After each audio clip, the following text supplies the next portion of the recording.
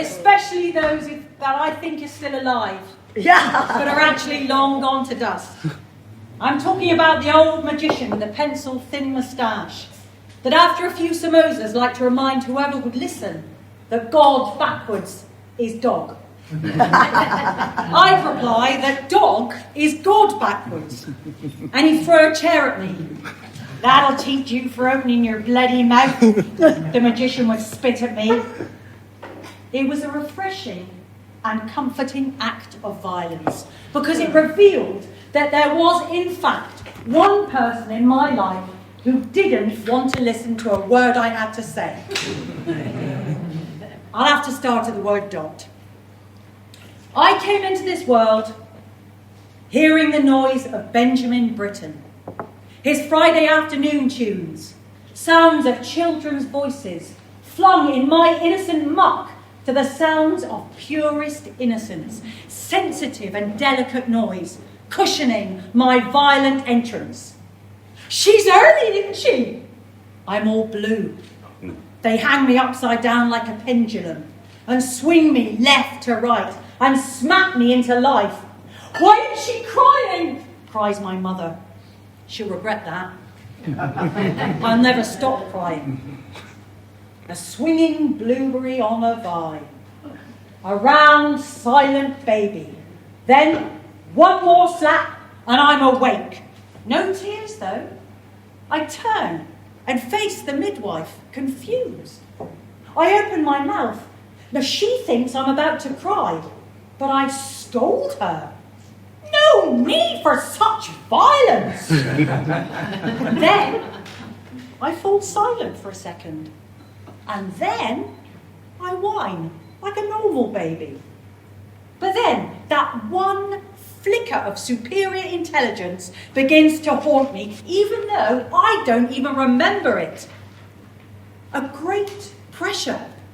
So when I soil myself or crawl around with a snotty nose, they look at me with such scorn, as I once spoke spontaneously, fresh from the womb. And then it continues. The expectation, the eyes. Here she is, the moralist fetus who called the end of midwife's violence. Why won't she speak now? Why is she just sat there picking her nose? She's deciding not to speak now. It's targeted. She's holding something back purposely. They tried to play Britain again, but I just sat there. No words, only gurgles and giggles, because I'm a fucking baby, you know? And they push books in front of me, with dummy in mouth. And I'm having Tolstoy read at me, like Dr. Seuss, coaxing out the flicker of astuteness that I showed at the moment of my birth. And stacks of dictionaries too, pure words, endless bloody smarts. And all I do in response is cry my fucking eyes out. But they won't let me. They won't let me. Not her. Not the loudmouth. Not the fetus who told the midwife off for her excessive use of force. Sonnets, classical music. They threw Aristotle and Plato in front of me. Hundreds of books. Millions of sonnets. They put a pencil in my hand and thought I'd write a symphony. But I didn't. I couldn't. And I never would. I was actually a rather late developer with speech. I was around 2 at a seminar. I mean, Christ, I was at a fucking seminar. I got up from the chair there, watching these hairy-nosed bastards racket on about the driest of the dry. And I crawled over to the bar at the end of the hotel where the seminar was droning on. And there's a man there, proper grey wonder, sipping on a whiskey. He looks down at me at the foot of his stool. And I nod at the stool beside him. He looks around, slightly bemused. But he obliges and he picks me up and he puts me on the stool. Well, we sit in silence for a moment and he looks at me. Piano music plays from behind the bar. Jesus Christ, that's me, he tells me. That's me, on the keys there. He smiles. Now, do you play? I don't respond. Well, of course not. You're a fucking baby. I mean, I could teach you, though. It's an easy one. He's miming playing the piano on my soft little head. Piano, piano, piano, piano. He gives up eventually, and he orders another glass. But before he takes a sip, I reach over and I take his glass and I down half of his neat whiskey. I throw my head back and I sigh, and I let out these words. Oi, oi, oi.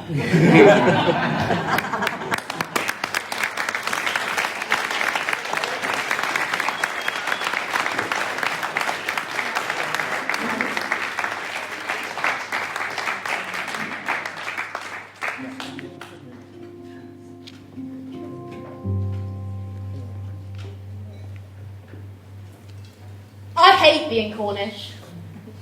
We're just a pathetic cliche.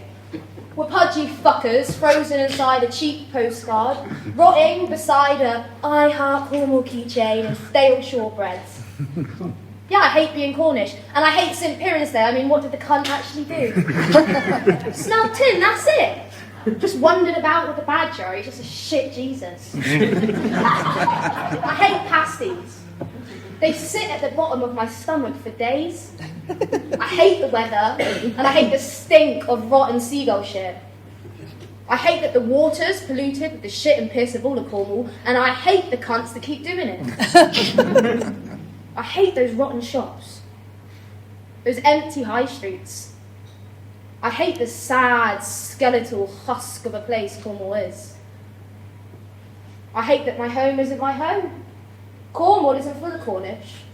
You're swallowed up, and whilst you're swirling in a tide of your own despair, landlords, housing developers, cunt estate agents envelop you in their putrid large intestine until they've sucked every shred of nutrients from your bones, and then you just shat out like a smooth layer of tarmac, whilst your home is handed over to some middle-class school with the complexion of some tracing paper. I hate that every single one of those who came before me found love, married, had children, and died in the same county. What a horror! Living your entire life in a county the width of a kid's paddling pool. Someone I know died. He lived an ordinary, banal Cornish life. Hands burnt with lime, knuckles with concrete smiles. And as they lowered his coffin into the Cornish stinking earth, the priest there read his poems. Poems he'd hid for 40 years. He was a poet. But during his life in this stretch of mud, his voice was drowned in the lime, in the concrete, in the cries of the seagulls and the sea. And he died without a single soul having heard his poetry. He should have moved to the big city, waxed lyrical and hatched a leaf. But why? You should have heard his poetry. It was rich and raw and spat with a Cornish heart. He made you proud to be Cornish. You could have cut his words in half with a fish knife, and they would have bled tin and cream. But to the dark cave at the back of his mind, his poetic sensibility curdled and rotted. I hate that I hate Cornwall. I hate that it's more convenient and less soul-destroying to hate home and want to escape rather than admit I'm being forced out.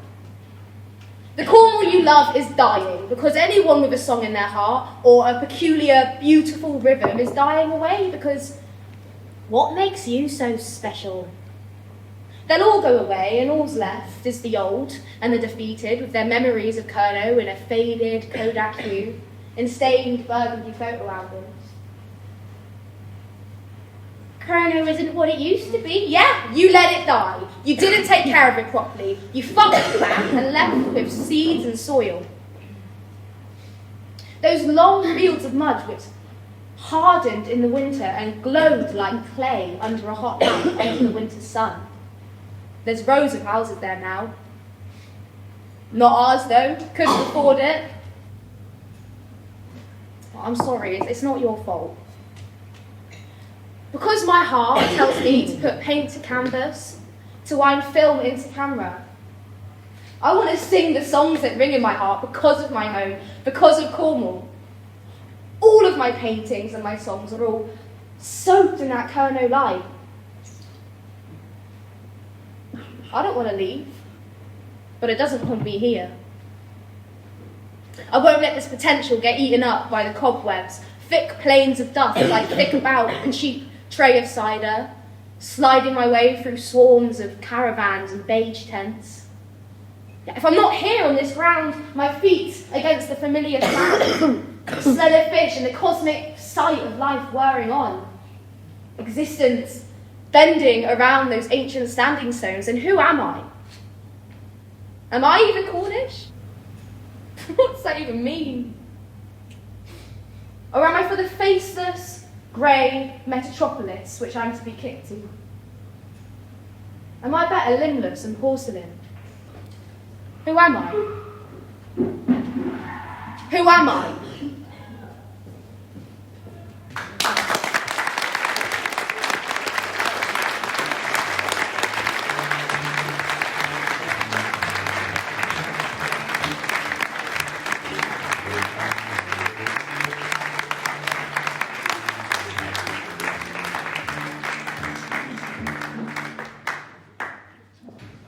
I sit in front of a tall mirror of lights, painting on my face, carving a smile, feeding my guts back inside myself, like my body's a crushed pumpkin spread across a pavement, tasting the first dawn on November 1st.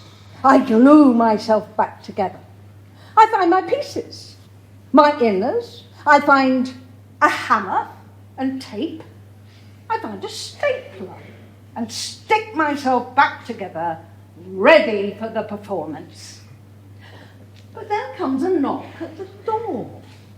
A voice behind the door apologising because tonight's performance has been cancelled. But then they ask, since I'm in costume, we might as well do a dress rehearsal. The show seems perfect. We've choreographed every move. We're ready for tomorrow night when the curtain will truly rise and the performance will truly begin. Then I'm back in front of the mirror of lights, carving my smile, my crushed hollow shell, reanimated. Then a knock. A voice behind the door. Tonight's performance has been cancelled. But since I'm all dressed up, it wouldn't hurt to do a dress rehearsal. I comply. We polish every turn, every movement of muscle, every breath. We are prepared. Tomorrow, the curtains rise and the performance truly begins. I sit before my mirror of lights, but I don't carve on a smile. I let my pumpkin guts swing like a grotesque pendulum. I'm hollow. I'm empty, defeated. Every night a dress rehearsal. Never the performance, never an audience. Then a knock at the door. A voice behind the door. They're here. They're ready. It's chaos out there. The audience are feverish. It's a full house. Oh, quickly. It's time. They're ready. Now act. No. No. I'm not ready.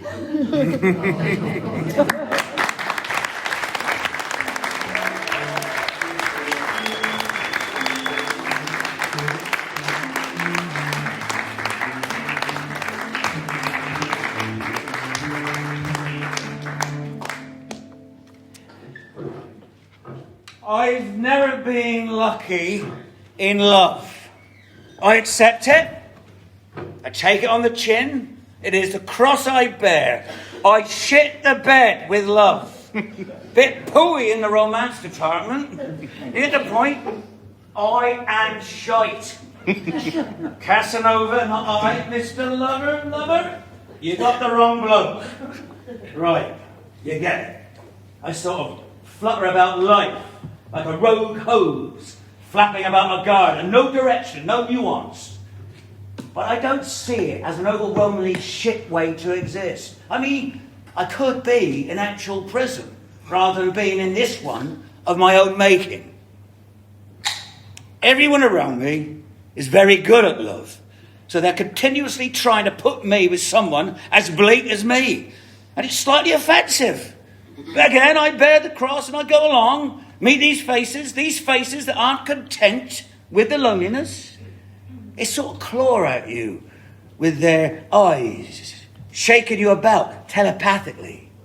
And I don't enjoy that because I start to doubt how content I am. And that maybe I do, in fact, want love. And I just would rather not contend with that thought. One time, I'm in some pub in Penzance, and I'm forced to make conversation with Juliet, who I'm told I really like. So I feel almost a duty to despise her, to try and subdue how much my friends believe who they know who I really am. And we sit there. I ask insane questions. Are your parents alive or dead? And how did they die? Was it long and painful? Well, she knows what I'm doing and smiles. She then reenacts her parents' death on the floor of the pub. They were both mauled to death by grizzly bears somehow in Kettering. Apparently the zoos are too laid back in Kettering, and they got themselves mauled to death. Not exactly fucking grizzly, man, but pretty exciting for Kettering. Now, she's on the floor of the pub in Penzance doing a mix between blood-curdling screams and bear noises. And I get up and applaud her and accept my defeat at putting her off my cuntiness. Well, what about you, she says. They dead? Well, I tell them my mum and dad live in St. Just and are in fact still very much with us. And she comes out with, I'll kill them. I'll kill them if you want. We can bond over dead parents. And I hate how oddly erotic that proposal makes me.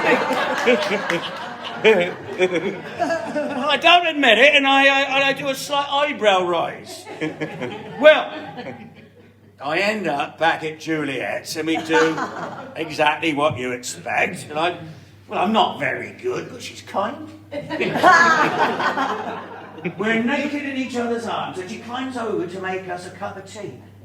She's switching her kettle on, thick with lime scale, crawling with 100 life forms.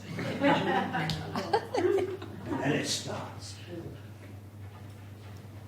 Something begins to crawl over, like black tar, like something foul, something beautiful and foul. Oh my God, it's happening. I'm looking at her and it's happening. I'm looking at her and it's happening. What a joy, what a beautiful, horrible joy. I feel it. And it's going to happen again. I'm in love. And the second I feel it, as she smiles at me, I back far away because I know what's next. And all she gets out is a laugh. And what's wrong? Before she feels it too, and off she goes. Into flames. She spontaneously combusts. I fell in love, and like every time, off they go in a ball of screaming flames. A Juliet-shaped inferno. Well, this must have been the 10th time this has happened.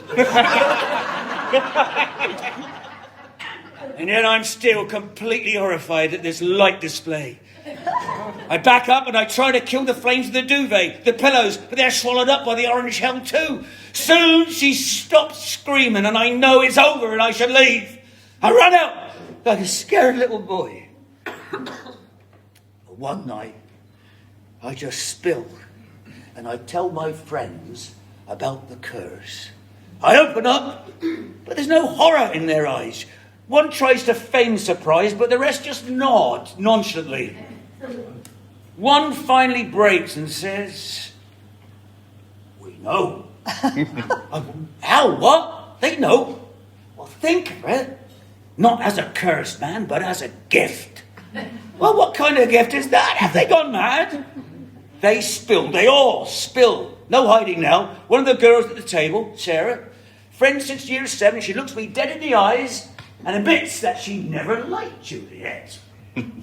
Jealousy, maybe, but Juliet's existence perturbed her very much. Another mate pipes in and admits he didn't like the other love casualty, Samantha, who was a lovely girl who won me over with her love of obscure 1920s Union songs. She was an irritant to him, and she kept bugging him, kept trying to manifest a date, and thought a night with me would have eradicated that headache. I want to be sick. I've been my friend's personal hitman without knowing. My love life sabotaged, weaponized. I am an atomic romantic. And so it goes. Never been lucky in love. I accept it. I shake it on the chin. I fall in love, and they burn to a crisp. Perhaps I should just settle for indifference. Much safer, less flammable.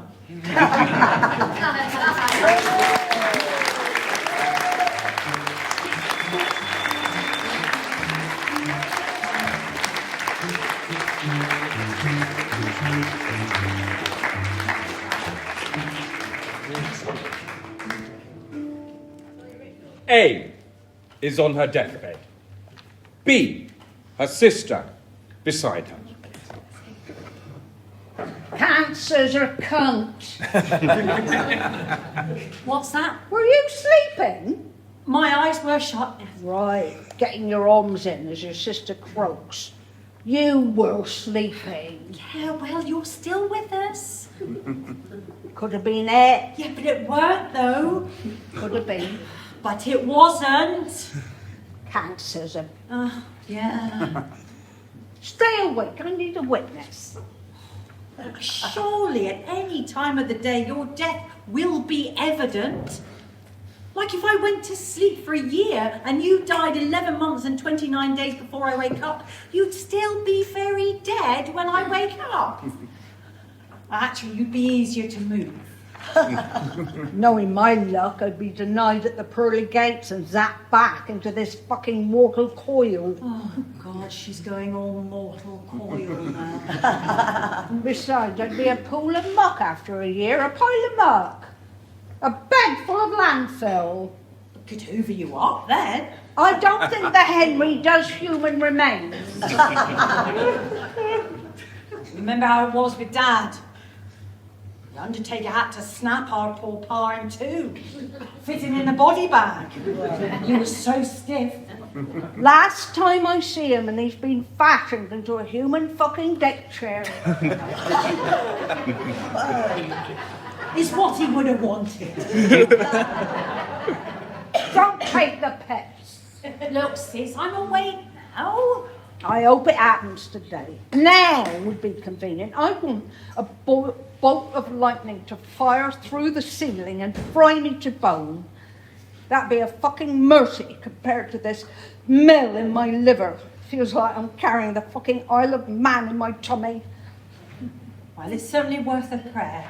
Where's the priest? Isn't it priest time? Isn't it my last rites? Well, he's a very busy priest. There's a lot of people dying today. Bribing. It's not a bloody restaurant, darling. You can't win their favour with money. Well, what's the point in being fucking Catholic then?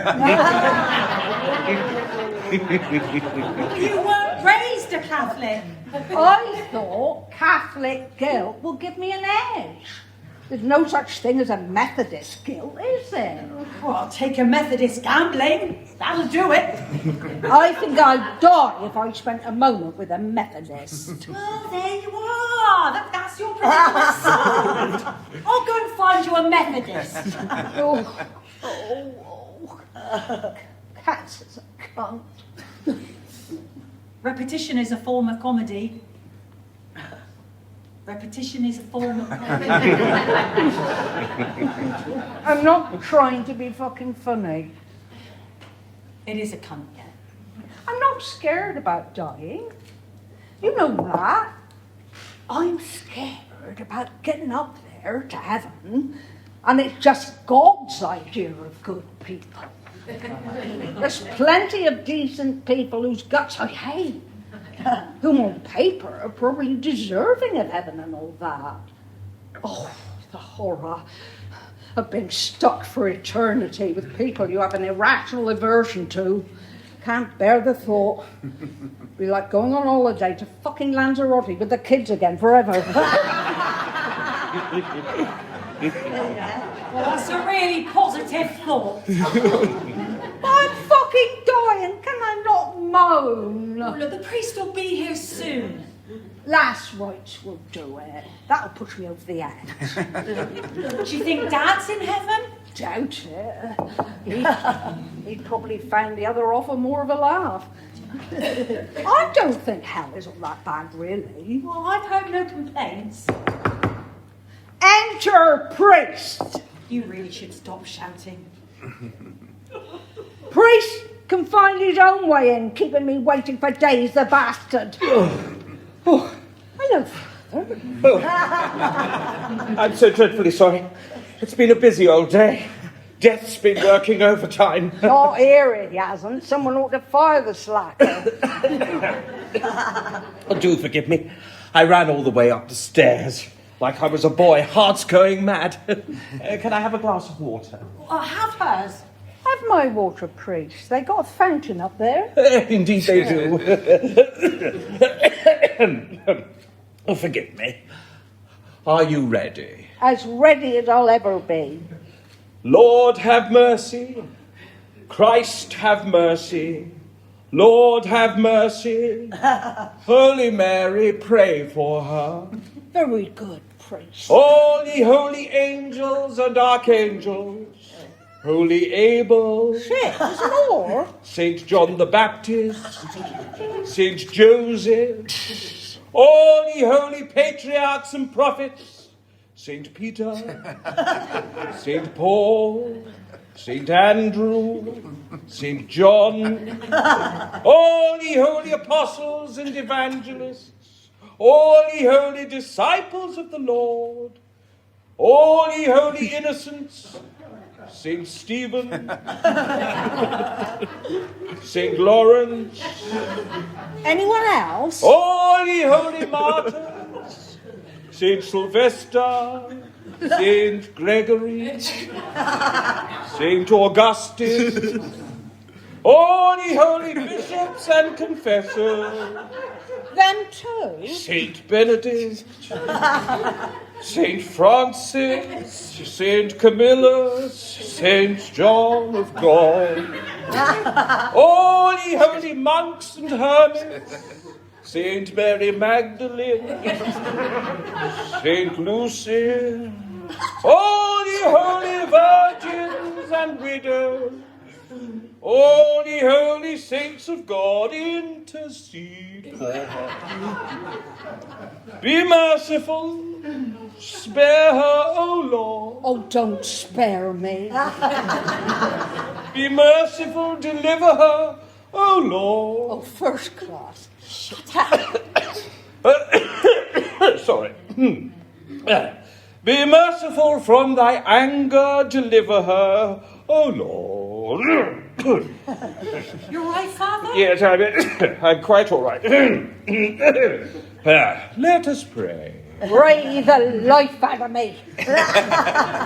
Depart, O Christian soul, out of this sinful world, in the name of God the Father Almighty, who created thee, in the name of Jesus Christ, the Son of the living God, who suffered and died died for thee in the name of the Holy Ghost, who sanctified thee in the name of the glorious and blessed Virgin Mary, Mother of God, in the name of blessed Joseph, the illustrious spouse of the Virgin.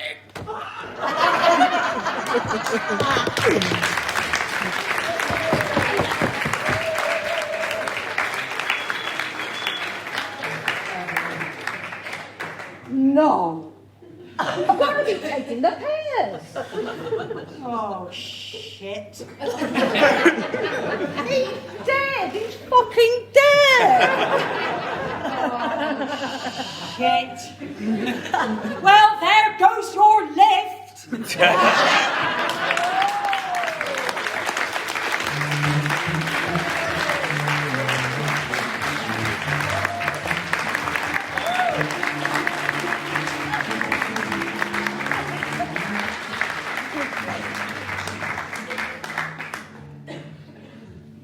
Well, look, mate. Lend me your ears. I'll tell you all. It's been a hard few years, you know that. You've seen my miserable guts all hanging up my arse and all that, and I've been blue, mate. I've been touched by the melancholy. It all hit that unbelievable point when I faked my death last winter. Well, I know it was a fucking loopy idea, but I thought it would do me good. But it's hard to reach out, mate. It's toughy to sort of mine for compliments and validations from others, and people only really gush about you at either your wedding or your funeral. And no one was ever going to marry me. Like, come the fuck on, I'm a fucking ombudsman, mate. You know, the majority of the human race haven't a Scooby what even that is, mate. So, I had to go with the funeral. It was the only choice. So, I was in that box and I intended to hear the kind words and then swap myself with a scarecrow with a bag of sand in it. But I'm lying there and the speeches are complete shit. They're terrible. So underwhelming, so flat. No one had a fucking interesting thing to say about me. My mum was talking about my favourite cheeses. Jesus Christ, man, am I just a brie lover to you? Like, you know? It was a horror. So I did break out of the coffin and start on a few of you, and I'm sorry about that, you know? I was emotional. So anyways, I went deeper in the depression for what felt like an age, but then, well, I start hearing about this rebirthing ceremony in Norfolk. These funky hippies birth you again, like it's pure madness, I know, but complete nonsense pudding, yeah? But anyway, but after faking my own death, this felt like a much more subdued option for a fresh start. So I was given these instructions to go to this village in Norfolk, which is an arse ache from Truro anyway, but I train it to Norfolk. I end up in this field, and this lady, Sheila, comes at me with these old Victorian clippers, rusty things. Sheila is as old as, well, her body is sort of angled like a tricycle. Now, no, don't let the image of an old woman with a body like a tricycle in a field in Norfolk distract you, mate. No, I know what you're like. It's quite the bloody image, I know. Well, Sheila comes to me, quiet, but with her interpretation of a smile at least, very serene, Zen smile, very Wickerman-y. But she meant well. She says, you, like all babies, will enter the world bald. So she starts clipping the hair off. Chunks of it, snipping my locks, man. After about an hour of this, I'm bald. I'm smooth, mate, I'm smooth. Then, coming through the woods, there are a bunch of people dressed in white. One's got a massive boombox, big fucking hunks of metal, those things. And all the others were carrying these white, serene duvets. So they all come up to me, all smiles and that, all smiling like a cool wave, man. Their smiles Their smiles were nice enough. Sheila opens her mouth again. You first came into this world naked, so you will be reborn the same. No, you sure, Sheila? I said. I don't know if I can, if I can't take it all off, get the kit off like in front of, you fine people, I'll be a bit embarrassed. But then they all start repeating this chant that there is no judgment, there is no judgment, there is no judgment. Well, it's feeling very wicky manny, mate, at this point. But they're so merry, man, and have no judgment at all, so I take my kit off. And now I'm naked. In a field in Norfolk, in front of Sheila, the human tricycle, a few people holding a duvet, and some dude holding a boombox. So I don't catch cold. They start the ceremony pronto.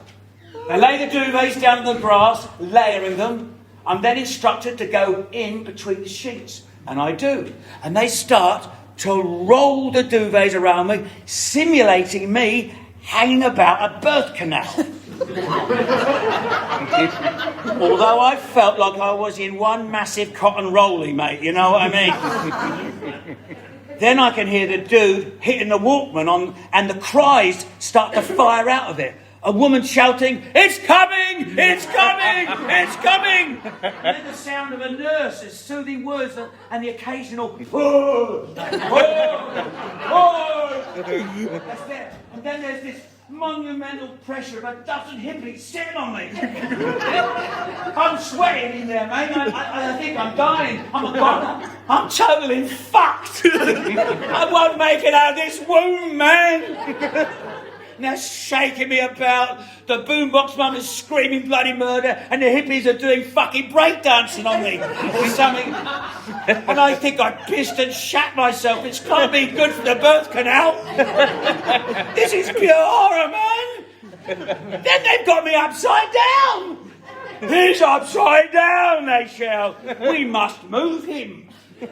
I'm shouting at these cunts to the duvet vagina now. I'm cursing them. Why couldn't they give me a fucking nice birth, the bastards?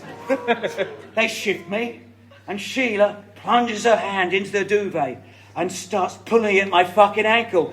Fucking hell, Sheila, chill it, man.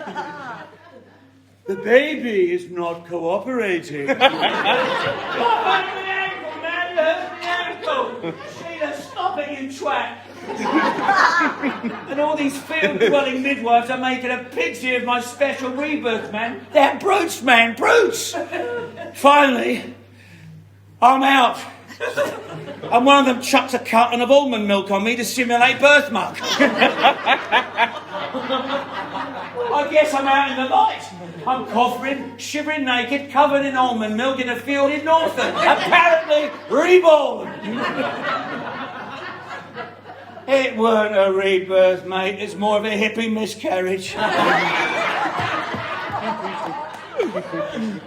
I'm a middle-aged stillborn covered in nut juice, my cloudy eyes looking up at my boombox mother as Sheila announces my gender. Too much hassle. Little reward, mate.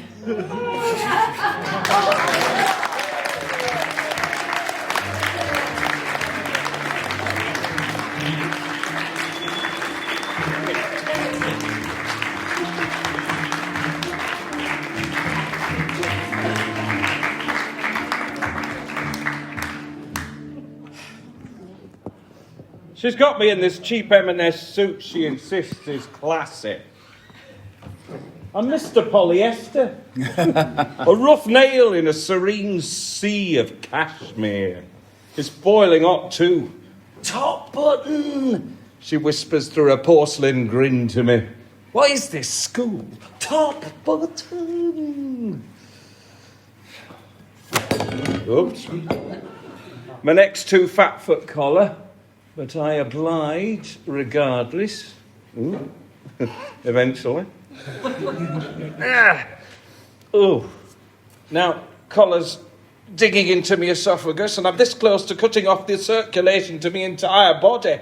But here I am, grinning, like them fucking huge airbrush pictures you see in the sort of supermarket I bought this suit from.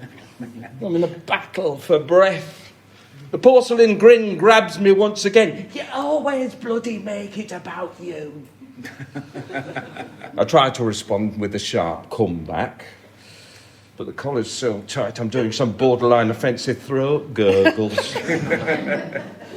We're in this lush garden, and Cashmere crowd are huddled around swimming pool. Everyone's salivating over pool, fighting off urges to dive in, swim a few lengths, as all cashmere they're wearing is purely rental. And whoever has a pool in their garden surely wipes their arse with cashmere and discards it in their golden pedal bin. We're huddled around noble pool, as ordered in invite, waiting. I'm sharing unbearably dry small talk with Craig, with weird dog. He's telling me how disabled his dog is and how much he still loves it and finds its drawbacks endearing, and all I want to do is just tighten the collar a little bit more. Commit a suburban form of harakiri. Craig, with weird dog, is also known as, if only to me, Craig the Cunt. Because he can't help being one, even though he masks it with this paper-thin facade, hiding his thinly veiled contempt for what seems as humanity as an O. His compliments curdle in air before they hit you. A suit. Got to be 100% cashmere.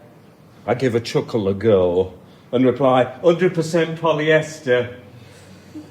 She shoots me a killer stare, thinks she wanted me to lie and say it were pure cashmere. Oh, wow. You wouldn't have guessed. Get fucked, you smarmy. Cheers, Craig. Miracles of modern science, I don't know what that fucking means. But Craig's laughing. Oh, he has a repulsive laugh. He knows it too.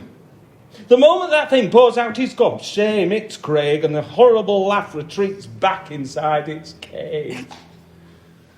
We fall into a century of silence, which I'm actually quite enjoying, if only for seeing how much she and Craig can't bear it. I refuse to make a move for their sake and tell them with me eyes, I will not rescue this fucking conversation. She finally breaks and asks, what are we thinking then? Boy or girl? I smile and say I couldn't give a toss. But say it in a way which hopefully seems to make it appear as a joke, when of course it isn't. Craig of Bethlehem lets out this line 20 feet thick with cheese. Boy or girl, as long as it's healthy.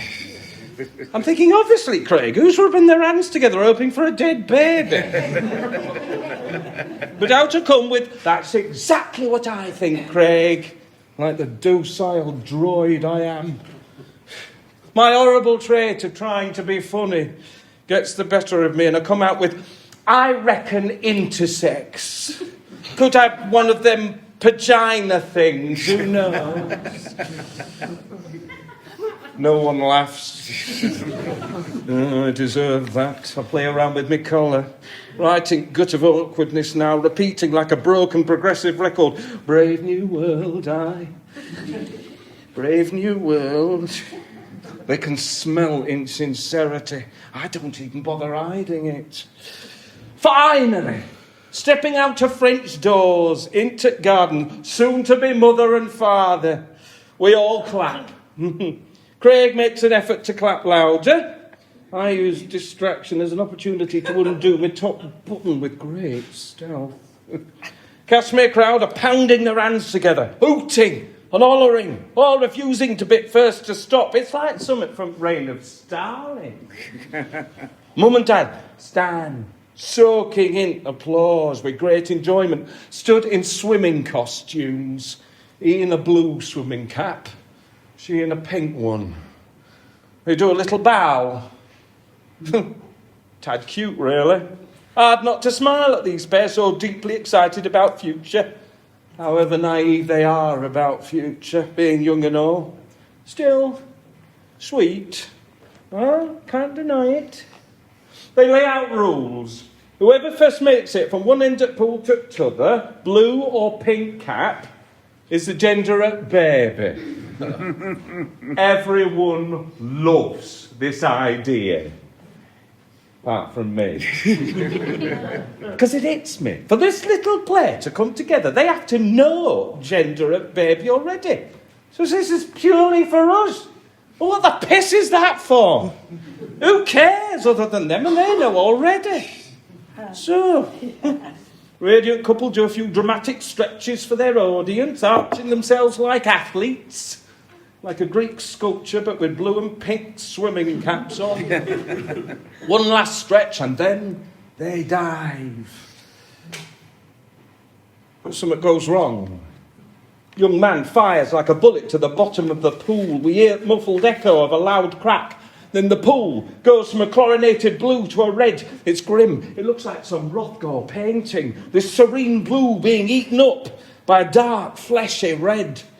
Then screams. A Mexican wave of horror jolts through Kashmir crowd. Young lady reaches into red mess and pulls him out. We can all see now, and all in his head, as blood fires out as if it's pissing out of a straw, as his body stammers and fits in a blood-drenched arm. She wails.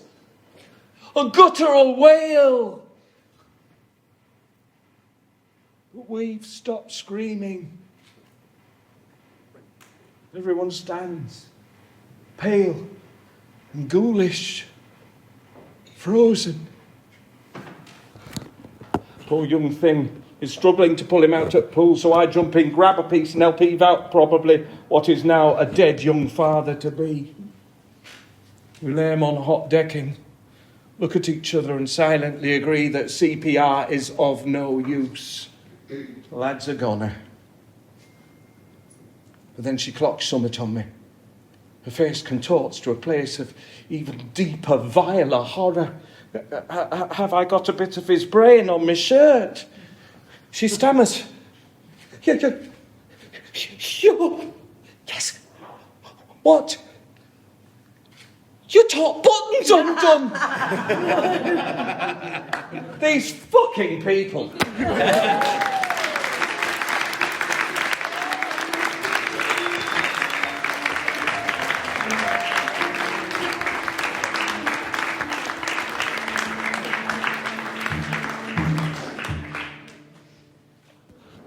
Sterile, pale hospital room. Faces gaunt, eyes desperate. Hands reach out for warmth. So alone. One gaunt face pokes out from under the white sheets, with eyes wide and lost. The woman next to them, pen hanging between her thin, dry lips, works on a crossword. In the middle, under a cruel white light, a curtain. Next to the curtain, a bed, where a skeletal smile floating on a smooth opiate wave oozes into the pillow, blinking as sunbeams pour through the dirty windows and hits the sweaty skull. Finally offered, forcing hopeful chatter. One can only say, I love you. Pull the curtain away and see her dead body, its pale glow, its skin almost translucent.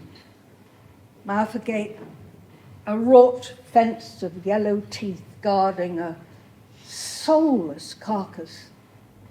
Kiss the forehead, like touching lips with Alaska, and hold the hand of stone. Close your eyes. Listen. You can hear the family next to you, comforting their loved one. We'll get you out of here, Mum. No one ever leaves. I'll come see you tomorrow.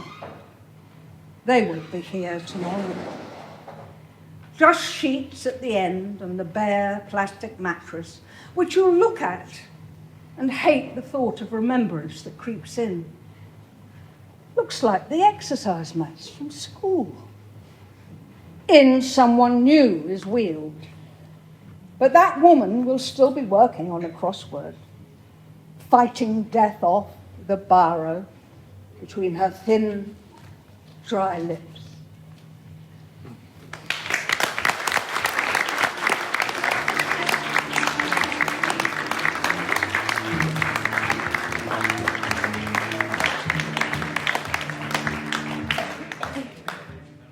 Right, this is the final piece. I spent much of my childhood years obsessed with death. The tentpole events in my life revolved around death or me almost dying, which was more frequent than you'd think. Whether it was me diving off trampolines onto concrete, running into fences, running into metal clothes racks and peacocks, I was repeatedly cracking my head open, or I was just struggling to even breathe with croup, which is an annoying thing to have because you always have to explain it. Unlike asthma, which is just self-explanatory. And even now, I don't actually know what it is. All I know, I couldn't fucking breathe and was constantly rushing to risk on death's door. Although my first genuine experience of the D word, other than my stick insects shitting themselves to death, was my rabbit, David Tennant, formerly Dustin Hoffman, who died on my 8th birthday. Because of his unfortunate passing on my birthday, my mum put him in the freezer for a couple of days to hold back the avalanche of inevitable grief. She then placed him back inside the hutch and discovered him again at a more appropriate time. Although at this point, he was a rabbit-shaped ice lolly, so I held my chalk-iced rabbit in my arms and cried and cried and cried, and therefore wrung my first true experience with loss. David Tennant, the rabbit, formerly Dustin Hoffman, the rabbit, was my first love.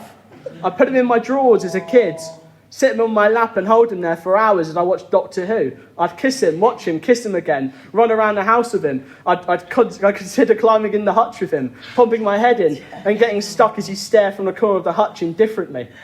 He was a good egg, Dave. We buried David Tennant the rabbit, formerly Dustin Hoffman the rabbit, in my nan's garden, beside where she buried her cat a year earlier. She moved out years ago and I thought about going back to say hi to my first friend, but I'm not sure the new owners would appreciate a man in his early 20s leaving rabbit ornaments and primal screaming in their front garden. Perhaps one day, under the cover of night, I will excavate David from his tomb in the front garden of a council estate in Perranporth, and I'll bring him to my next film screening. Yeah.